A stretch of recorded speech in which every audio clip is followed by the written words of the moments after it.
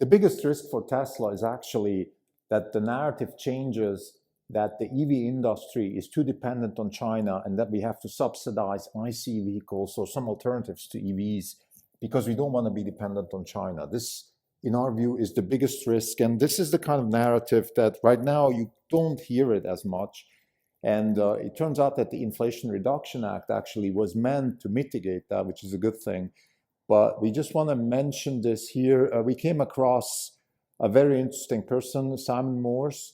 He's CEO of Benchmark Intelligence, basically an intelligence information service that talks about lithium and batteries and storage as an industry. So some sort of preliminary, if you want, preliminary resource of the future type intelligence service. Because if we think that lithium and lithium-ion batteries will be the new oil of sort of this century, then of course Simon Moore's company is incredibly important. I'm sure there were similar types of companies back 100 years ago when oil started popping up in the landscape. And I think it's very important to think about these things. What Simon talks about is mainly two things. One is make sure the supply chain is not centered around China.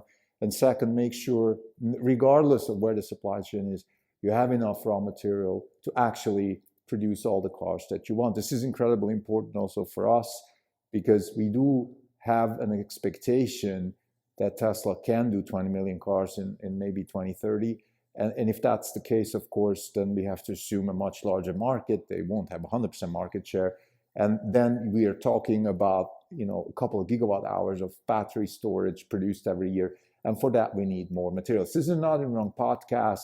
It's February 15, 2023. This is Krim Delco. For the day, the fund is up 4.6%. The market's up 30 basis points. For the year, we are up 77.9%. The market's up 7.9%. We're outperforming by 70%. So the biggest risk for Tesla is the narrative that we need to protect the ICE industry because we're too dependent on China. And Simon makes that point. He also gave a speech in a testimony to Congress a couple of years ago. I'll put the link in the show notes.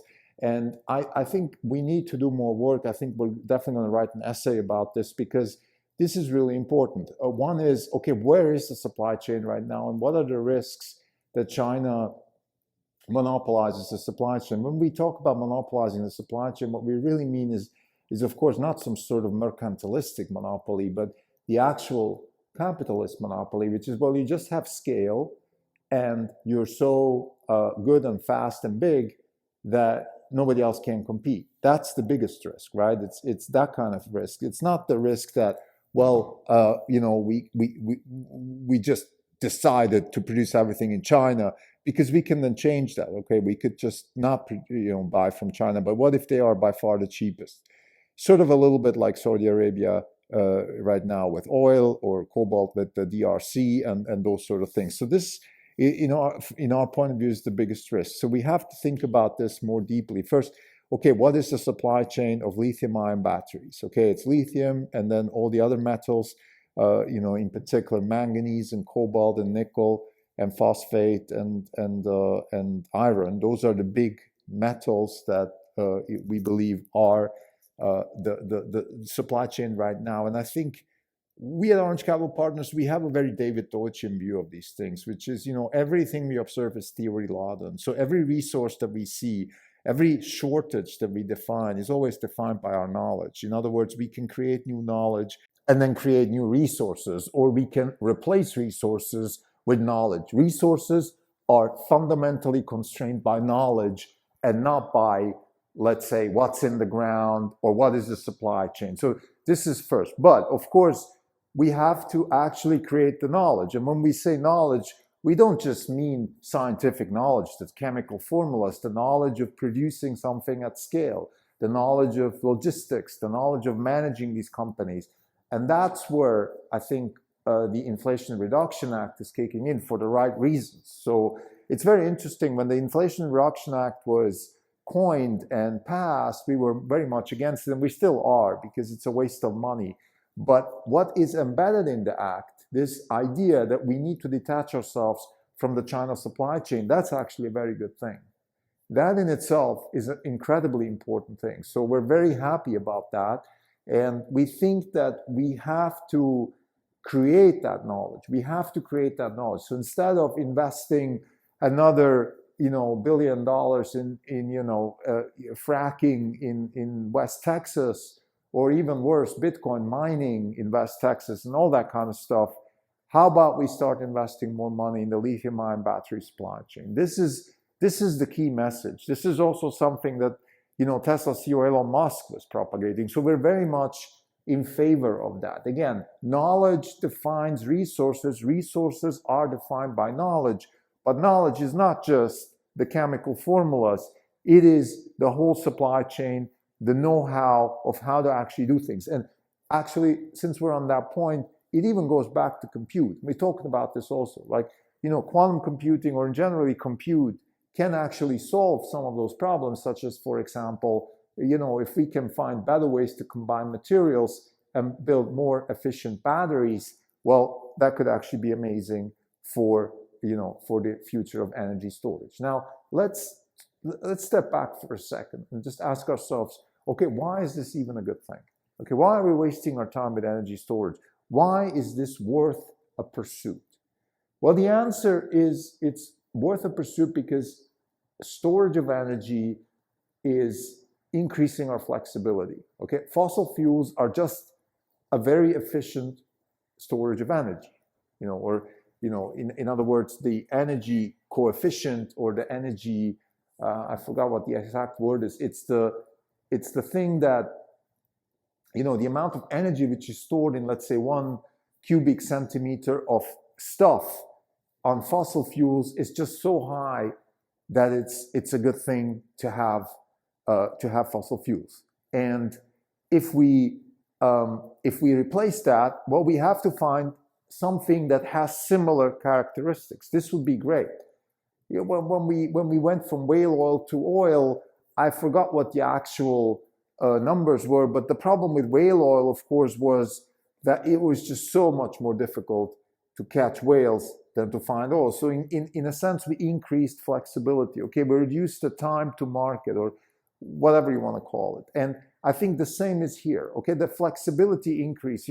If we increase our flexibility of producing energy, storing it, and then using it, from we have to drill for oil and we can only use IC engines, to we produce energy in all kinds of ways, from nuclear to hydro and sun and all that, and gas. And then we can also use it for transport, we can use it for air conditioning, we can use those same electrons in very different ways. That's, at least the way we see it, a progress for us, or we see that as progress. Okay, so that's really why we're doing all these things. And you could argue that maybe it shouldn't happen, but the reason it's also happening is because Tesla has just better cars in the market. So that's another thing. I mean, this is a little bit like the question, well, why do we have mobile compute? Well, I mean, it's just a better solution. The iPhone's a better solution than, let's say, other solutions, client server computing or stuff like that. No matter what, look, it's winning in the marketplace. There's no other way around it. So we better find ways to deal with it. I mean, I think that's, in a nutshell, the way we see the world with electrification. So Tesla's mission is to accelerate the advent of sustainable energy. Now, we imply that sustainable energy comes with electrification. We believe that there's a truth, in a sense, in a true sense, in a David Deutschian way of sustainability, which is, if we electrify transport, we just increase the vectors of knowledge that we can create to increase the amount of resources that we can then find and use, and therefore we increase flexibility, we create jobs. That's what progress is. So in that sense, we're all for electrification of transport. And the question now that Simon Morse asks is, okay, let's make sure that we create the knowledge supply chain, because having just a leader, the Tesla here in the US is not enough. We have to create a supply chain. This is what the IRA is about. We believe it's a good thing, and we believe that Tesla should be working with the government towards creating a supply chain, even if it's all Tesla, because we've said that in several now podcasts and also the essay happy customers are always right, where we said that there's no such thing as the adoption of EVs in the West, it's the adoption of Teslas. That's not the case in China. China is starting from a clean slate, and China has the ability to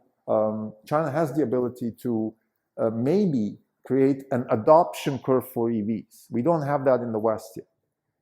And the IRA is supposed to do that, and I think that's also what this conversation is all about. Let's say recently that the Biden administration wants Tesla to open up its network. So there's a lot of things that are falling into place. But I guess to summarize this point, it's really important that we are not dependent on China when it comes to the supply chain of lithium-ion batteries. The second point that Simon talks about is the amount of material needed to actually produce all this stuff. In other words, we need the lithium and the cobalt and all the other stuff, but the lithium and the cobalt are the main things. How do we deal with that? And the answer is, well, we have to create mines and we have to build them out, because if we want to go to 2 terawatt hours, let's say if Tesla wants to go to 2 terawatt hours, they have to have the mining capacity. And if the mining industry doesn't follow suit, well, then Tesla has to do it. And this is exactly what's happening. So what's interesting actually about Simon is he talks a lot about these things. The word Tesla never comes up, which is interesting if you think about it. I mean, there's one company which is driving this whole industry globally, and everybody else is talking about everybody else. And that one company is being isolated. This happened to me once when I went to a storage conference, or it was an energy conference, I forgot, in San Antonio, and everybody was talking about battery storage and how the cost curve is not, falling fast enough and all kinds of stuff. And nobody mentioned the word Tesla ever. Why not? It's an interesting point. It's a small tangent. And the same is here. I think Tesla is the driver, not just of EV adoption, but of building out the supply chain.